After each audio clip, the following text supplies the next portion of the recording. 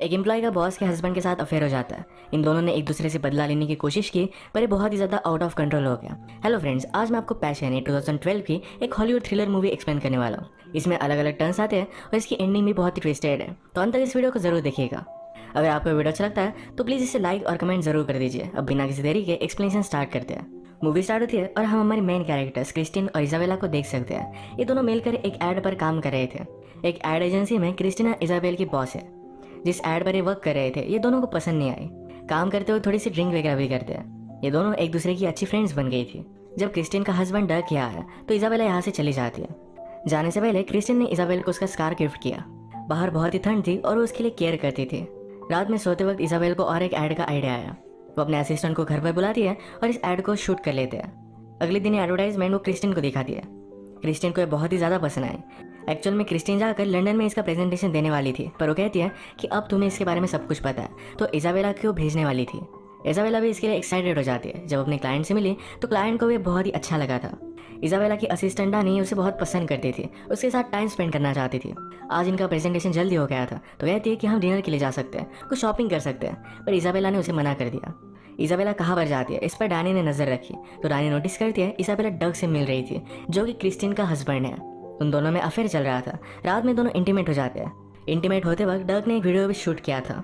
इसके बाद हम देखते हैं कि इजाबेला फिर से क्रिस्टिन के पास आ चुकी है। क्लाइंट के साथ इन तीनों की मीटिंग चल रही थी। अगर सब कुछ ठीक हुआ तो जिसने ऐड क्रिएट किया है उसे न्यूयॉर्क में जाने का चांस मिलेगा।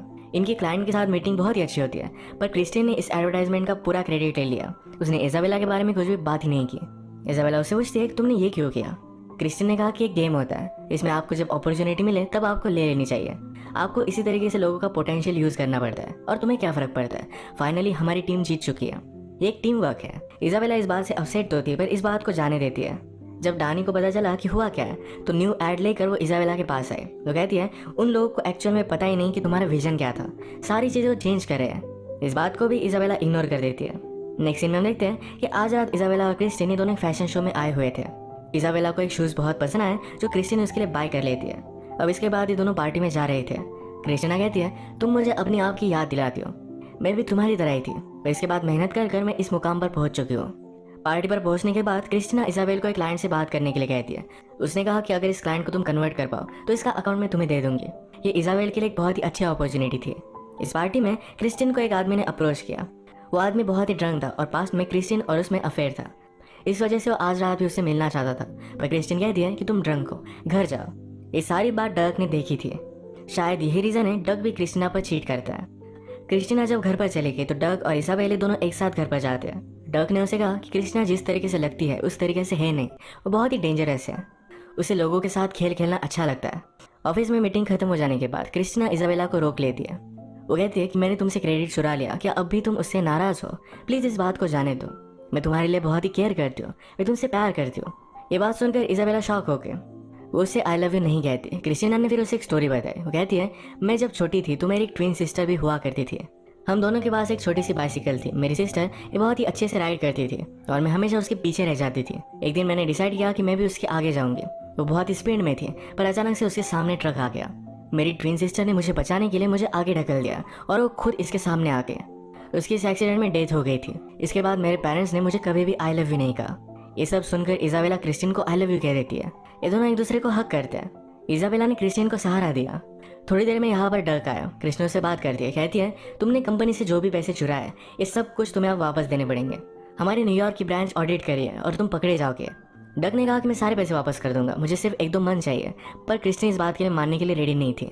नेक्स्ट सीन में इजाबेला को अपनी सेक्रेटरी से पता चला कि उसकी ऐड बनने नहीं वाली है। उसमें क्रिस्टिन ने बहुत सारे चेंजेस किए, इस वजह से क्लाइंट को पसंद नहीं आ रही थी। लिफ्ट में जब डग और इजाबेला मिले तो डग उसे कहता है कि शायद क्रिस्टिन को हमारे बारे में पता है, वो मुझसे बदला लेना चाहती है। अब हम दोनों कोई भी रिलेशनशिप नहीं रख सकते। यहाँ लिफ्ट में ही उससे वो ब्रेकअप कर लेता है। इन सारी बातों से इजाबेल को गुस्सा आ गया। जो ऐड उसने क्रिएट की थी इसे वो टेस्ट करना चाहती थी, तो डायरेक्टली यूट्यूब पर डाल देती है। रात में अपनी एजेंसी से उसे कॉल आया। सिर्फ 5 घंटे में उसकी ऐड को 10 मिलियन व्यूज मिले थे। क्लाइंट इस बात से बहुत ही खुश था। नेक्स्ट डे इन सब की मीटिंग होती है। अब न्यूयॉर्क जाने के लिए क्रिस्टिन को छोड़कर वो इजाबेल को चूज करते हैं। इस बात से क्रिस्टिन को बुरा लगा। इजाबेल कहती है कि मुझे भी तुम्हारे जैसे अपॉर्चुनिटी मिली और मैंने इसको पा लिया, ये सिर्फ बिजनेस है। डग आज इजाबेला को बहुत मिस कर रहा था। उसे कॉल करके क्रिस्टिन ने उसके साथ जो भी किया इसके बारे में सब कुछ उसे बता देता है। कहता है कि वो बहुत ही डेंजरस है। इजाबेला ने कहा कि उसके बचपन में उसकी ट्विन सिस्टर के साथ जो भी हुआ था, इसी वजह से शायद वो इस तरीके से टफ है। डग कहता है उसकी कोई भी ट्विन सिस्टर नहीं है, सिर्फ तुम्हारी सिंपैथी पाने के लिए तुम्हें कोई भी स्टोरी बता रही थी। इजाबेला जब काम कर रही थी, क्रिस्टीना उसे वीडियो कॉल कर दिया। इसमें डग और इजाबेला जो इंटीमेट हो रहे थे, ये वीडियो इजाबेला को दिखाती है। इस बात से वो बहुत ही ज़्यादा डिस्टर्ब हो गई, पार्किंग में अपनी गाड़ी को भी ठोक देती है। वो बहुत रोई। नेक्स्ट डे डैनी इजाबेला के पास आए। वो कहती है डग ने कंपनी से बहुत सारे पैसे चुराए थे, शायद इसी वजह से वो बहुत ही स्ट्रेंजली बिहेव कर रहा था। आज ऑफिस की एक पार्टी है, उसमें भी उसे वो इन्वाइट कर लेती है। क्रिस्टी ने सबसे कहा कि ऑफिस में काम करते वक्त लोग बहुत ही अजीब अजीब चीज़ें करते हैं। अलग अलग एम्प्लॉयज़ के सिक्योरिटी फुटेज वो दिखा रही थी, जैसे कि कुछ लोग क्लाइंट की मीटिंग के बाद बहुत ही ज़्यादा गुस्सा हो जाते हैं। ये सारी क्लिप्स इसमें थी। कल रात इजाबेला ने गुस्से में अपनी गाड़ी को ठोक दिया था, वो वहीं रोने लग गई थी। ये भी क्लिप उसने पूरे ऑफिस के सामने दिखाई। इजाबेला को एम्बैरस करना चाहती थी। वो डिस्टर्ब हो गई और थोड़ी सी ज़्यादा स्लीपिंग पिल वो ले लेती है। अगले दिन क्रिस्टिन ने इजाबेला को अपने ऑफिस में बुलाया। वो कहती कि तुमने मुझे ऐसा कैसा ईमेल भेजा, इसमें लिखा है कि मैं कभी भी तुम्हें छोड़ूंगी नहीं, मैं तुमसे रिवेंज लूंगी। एक्चुअल में ईमेल क्रिस्टिना ने इजाबेला का कंप्यूटर से खुद लिखा था। अब वो उसे फायर करना चाहती थी। इजाबेला गुस्सा होकर क्रिस्टिन को किस कर लेती, कहती है तुम्हें तो यही चाहिए था। वो उसे हमेशा के लिए फंसाना चाहती थी। ये सब बात डैनी ने सुन ली। फिर क्रिस्टिना ने डैनी से बात की, कहती है तुम्हें अब रिजाइन करना पड़ेगा। डैनी कहती कि मैं ऐसा क्यों करूंगी। क्रिस्टिना कहती कि अगर तुमने नहीं किया तो मैं कहूंगी कि तुमने मुझे सेक्सुअली असॉल्ट किया है। मैं यहाँ की बॉस हूँ, सब लोग मेरी ही बात मानेंगे। डैनी इस बात से डिस्टर्ब हो गई। आज रात क्रिस्टिना के यहाँ पर पार्टी थी और इजाबेला एक प्ले देखने के लिए गई। इस पार्टी में ड्रंक होकर डर्क वहाँ पर पहुंच जाता है, सबके सामने तमाशा खड़ा करने की कोशिश करता है। इस बात को क्रिस्टिन ने कंट्रोल कर लिया था। अचानक से क्रिस्टिन के घर पर कोई मास्क लगा कर आया और उसे मार देता है। रात में इजाबेला बहुत ही डर कर उठी। उसे लगा कि ये सब उसका सपना है, पर एक्चुअल में हुआ था। उसके डोर पर नॉक आई तो पुलिस की थी। पुलिस को लगता है कि इजाबेला ने सब कुछ किया है। मर्डर सीन पर उसका स्कार्फ उन्हें मिला था। आज रात इजाबेला ने बहुत सारी स्लीपिंग पिल्स ली थी, तो क्या बात कर रही थी उसे ही समझ में नहीं आ रहा था। पुलिस को सारे सबूत इजाबेला के खिलाफ ही लगते हैं। उसने उससे बहुत बार पूछा तो फाइनली इजाबेला इसके लिए हाँ कह देती है, या उसने ही मर्डर किया है। सब कुछ हो जाने के बाद जब उसे होश आया तो डायरेक्टली जेल में थी। अपने लॉयर को कॉल करती है, कहती है कि मैंने कुछ भी नहीं किया। जब मेरा कन्फेशन आप सब लोग ले रहे थे तो मैं बिल्स पे थी, इस वजह से मैं कुछ भी बोल सकती थी। ये जाकर वे फिर से जज से बात करते हैं। क्रिस्टिना कहती कि मेरा स्कार्फ इस तरीके से फटा हुआ नहीं था, वो अब भी घर पर होगा, मैंने मर्डर नहीं किया है। पुलिस विवाद है। वो कहते हैं कि तुमने क्रिस्टिना को धमकी दी थी, इसका ईमेल उसके पास है। इजाबेला इस पर डेट दिखती है। उसने कहा कि इस डेट के बाद ही नेक्स्ट डे उसने मुझे बहुत ही जलील किया था। अगर आपने सब लोगों से बात की तो वो भी कहेंगे कि क्रिस्टिना मुझे बर्बाद करना चाहती थी। मैं सिर्फ एक ही चीज़ मांग रही थी। कहती है मुझे घर जाने दो, वहाँ पर मैं स्कार्फ ढूंढ लूंगी। फिर सब पुलिस वगैरह मिलकर फिर से इसकी इन्वेस्टिगेशन करते हैं। क्रिस्टिना उस रात बैले देखने के लिए गई हुई थी। वहाँ पर सीट की वजह से कुछ लोगों से उसका झगड़ा हुआ था। इस वजह से थिएटर के एक एम्प्लॉय को उसके बारे में पता था। इससे प्रूव होता है कि उस रात वो बैले देखने के लिए गई हुई थी। जब वो स्कार्फ ढूंढने के लिए गए तो इजाबेला स्कार्फ ढूंढने की बहुत कोशिश करती है, पर ढूंढ नहीं पाती। यहाँ पर पुलिस को एक फाइल मिली जिससे पता चलता है कि डग ने कंपनी से पैसे चुराए थे। पुलिस इजाबेल से कहते हैं तुमने इसके बारे में हमें बताया क्यों नहीं, एक एविडेंस है, डग ने क्रिस्टिन को मारा हो सकता है। इजाबेला ने कहा कि वो कभी भी ऐसा नहीं करेगा, इस वजह से मैंने तुम्हें बताया नहीं था। इजाबेला को फिर से जेल में डाल दिया गया था। उसकी सेक्रेटरी डानी उससे मिलने के लिए आई। वो डानी से कहती है मेरा स्कार्फ मेरे घर में ही है, प्लीज़ उसे तुम ढूंढ लो, इसे मैं बच सकती हूँ। ये डानी ढूंढने के लिए गई, उसे भी मिल नहीं रहा था। पर उसके बाद ड्राई क्लीनिंग वाली घर पर आई, उसे वॉश करने के लिए लेकर गई थी। अब स्कार्फ मिलने के बाद पूरा शक डग पर जाता है। पुलिस ने उसके घर की तलाशी ली। गाड़ी में खून से लथपथ एक स्कार्फ उन्हें मिलता है और ये स्कार्फ फटा हुआ भी था। सारा मर्डर का ब्लेम ये डग पर आ जाता है। नेक्स्ट सीन में हम देखते हैं कि इजाबेला फ्री होके इसका सेलिब्रेशन वो डानी के साथ कर रही थी। वो आज बहुत ही खुश थी। ये दोनों मिलकर फिर से न्यू एड पर काम कर रहे थे। तभी डानी उसे किस करने लगती है।